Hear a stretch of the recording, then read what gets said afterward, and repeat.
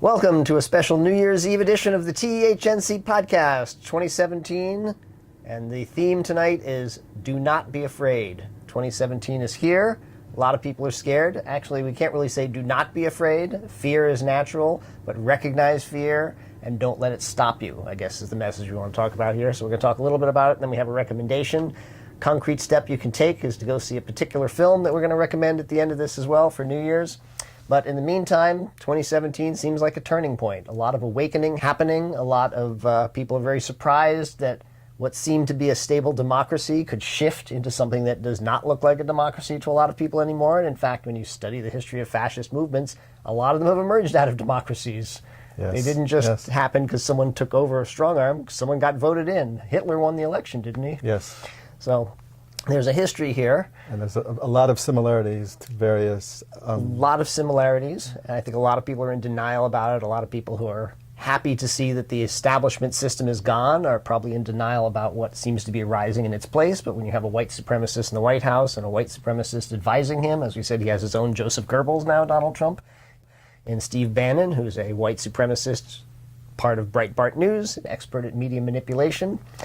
And so the parallels are very clear. A lot of people are getting scared. A lot of people are wanting to retreat and kind of go along to get along or try to stay small and hope nobody notices you. But that is always what happens when authoritarian movements rise, is that a lot of good people do nothing, or the people they say are the nice people who don't do anything when their neighbors get hauled off. And so that's why we want to encourage everyone to not be afraid and don't let fear dictate your choices. Yes, yeah.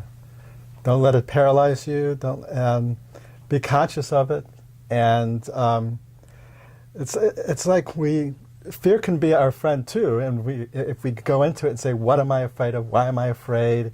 And how do I work with it? And also recognize that if you let your fear control you and run you, it feeds the very thing you're afraid of. And that is the second point, is that fear is also what most of the hatred and racism and all these things rising up, they're coming out of fear. Yes. So when you recognize that the people who you think are your enemies are actually your brothers and sisters, but they're lost in a lost souls that are very afraid. Lost souls that are afraid. And in many cases, the fear is economic fear, which is very real and has been growing sort of invisibly for decades now. I mean, it sort of started to come up to people's consciousness during Occupy when they said, oh, wait a minute, we really do have ridiculous levels of injustice and inequality in this country, and people are starving. And once people no longer know where their next meal is coming from, then they're going to tend to retreat towards these patterns of fear-based thinking, and then they want to blame people that they feel that they have power over, which is people below them, because they don't have power over the people who really have control over things, you know, bankers and politicians and corporations. Well, some people will kind of project onto them as well, but it won't be a specific target. It's almost like, you know, the bankers or this or that. Mm-hmm. But it won't. It's usually not the actual elites. It's usually like a target elite. You know, one of the things about anti-Semitism is anti-Semitism has a history of being part of what the elites use to hide themselves. You know, like to shifting the target. Mm-hmm. You know. Well, certainly that's the history, and I think people have done that with every minority. Blacks have certainly been scapegoated for years for all kinds of things. Yeah. And but so when immigrants are.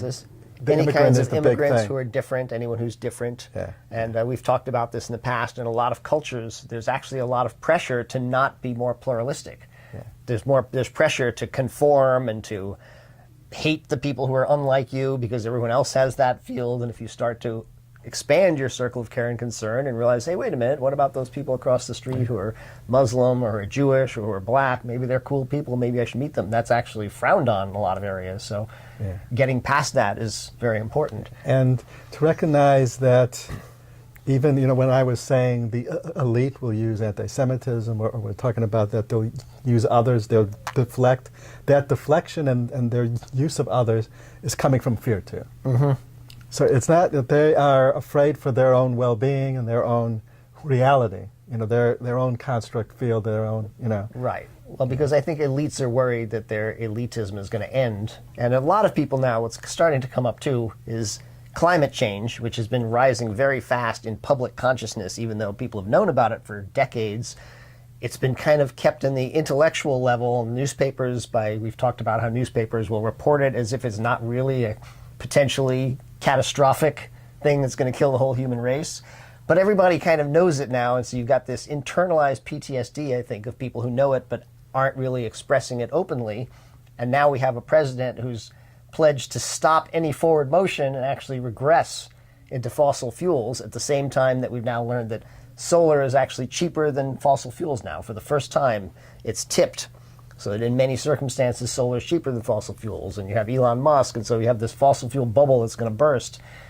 So that's another reason not to be afraid, is because history is on our side, but only if we all fight and all speak out and don't go to sleep. Don't pretend that things that are not normal are normal. Don't pretend that racism is normal. Yeah. Don't normalize it. That's right. Don't remain silent. Yeah. And, But I think one of the great things here is we've got a lot of examples now of how to fight without actually being violent, without having the hate in your heart. Right, which gets us to that point that you were making again, is that fear feeds the anger and hatred and resentment on the other side. Yeah. So I see a lot of fear and anger and resentment and hatred from liberal sides, which are supposed to be, the side that are more pluralistic, but so many people are just so angry at Trump voters and so angry at this, that, and the other. And unless you realize that they're like when you go Thanksgiving dinner, everybody gets together and you've got your conservative relatives and your liberal relatives and your hippie relatives and your military veteran relatives, and everybody kind of gets together. And hopefully, though, you all love each other because you're all family. So you try to work out or discuss your differences, and sometimes you can't get past the construct fields, but you still come from a place of love. You don't come from a place of anger and yelling and screaming. And so only love will actually overcome the adversity of hate. Only love will overcome your enemies. And right. You can befriend them. Even if it's hard to befriend people sometimes, just realize that they're lost in their own construct field. Yeah. They've been seduced by the dark side, as we like to say. Yeah. The Star Wars story, the saga, is a great example of the trajectory, the fight between freedom and tyranny, or fascism, and it's all about that, and it's all about the dark and the light. And what's great is that they hold that those that are on the dark side were seduced by the dark side, and the seduction comes when someone gets lost in fear and hatred or jealousy or anger. That kind of fuels the darkness. Mm-hmm. And the recognition that we are all pure beings, and then we get caught, we get lost, and it's these kind of darker emotions that feed the darkness. And in the Star Wars universe, you'll see the Siths, which are the Dark Lords, trying to ignite the anger and the hatred in others so they can convert them. So that's control what we're them seeing and now. convert them. Trump is a master manipulator, and so is Steve Bannon, his sidekick, Joseph Goebbels' character from Breitbart, who's a white supremacist. And every time they do anything, the media feeds on it, and the left feeds on it and takes the bait. And he's like feeding the trolls, and as you feed the trolls, they get more powerful. Yeah. So half of Trump's power comes from the anger and outrage that's been directed at him, rather than people standing up with love, saying, this guy is just a big baby, really. And that's He's one of a those lost things. soul. He's a lost soul. He needs our pity and our compassion. Yep, that's something that everyone who has a kid can tell you. Once you have a kid, there's a part of you that looks at everyone and sees that that's a child inside, and you can sort of see the child there. And with someone like Donald Trump, his father was probably a pretty difficult human being. He was apparently quite a racist and a slum landlord, and I'm sure not a very pleasant character. And Trump never had a chance, in a way, to be a decent human being. No one has anything good to say about him who's known him, I don't think. I've never really known or read anyone who said, oh, he's a really nice, sweet guy, and he's really caring. Nobody really says that. So he's a lost soul. And if you treat him that way, it's a very different dynamic than just constantly, every time he says anything, being outraged because he's supposed to be the president. He is the president, but he's also a big baby. And when you understand that, it changes your perspective. Yeah. if you hold him as he's sick, he's not well. He's, And that's true of all the people who are now doing these, what seem like rather terrible crimes against the planet and against democracy. But the trick is recognizing that, but not like just turning away from it, and not doing something to stop them from hurting others. Right. So that's where you have to find that path.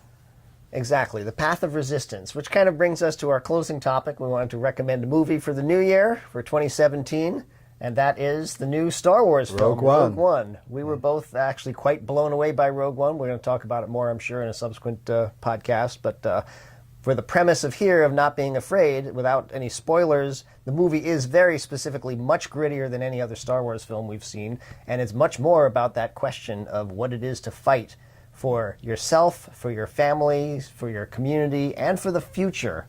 What is it to sacrifice? What is it to fight? What is it to resist just because you have to resist? As Chris Hedges, the journalist, said, I fight fascists not because I'm going to win, but because they're fascists.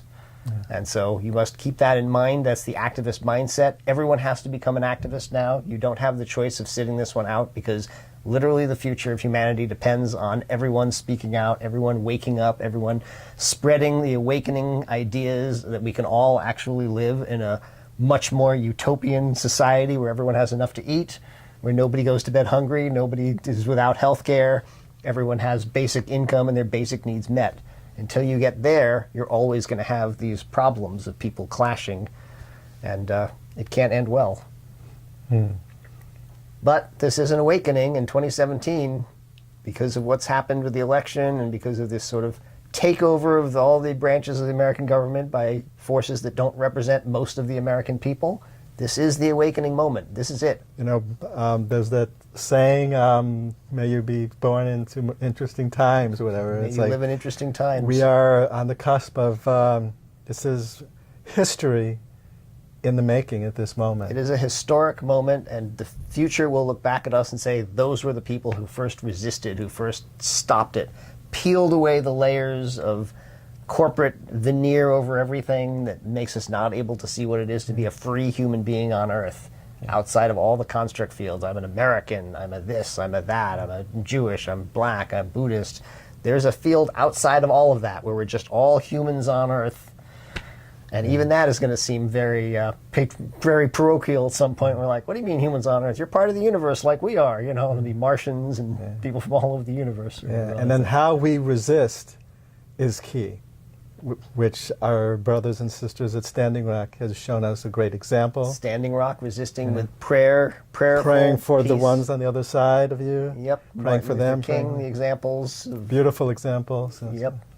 So Fantastic. that's, we could be There's there. A lot of great examples of that. They don't tend to get covered, but the famous shot of the woman in front of the row of cops in riot gear, And then going back to the 60s, iconic. we have our classic image of the... Putting the flower in the barrel of the gun. Yeah. Yep, awesome ones. Well, we want to wish you a happy 2017. Let's grab this and have a drink in these fantastic... they look like geek mugs from some kind of sci-fi series, but I swear they're Czech, from Czech Republic. Happy New Year, my friend. Happy New Year to all of you. And have a peaceful, active, and loving 2017. And may the Force be with us. Indeed. May the Force be with us all.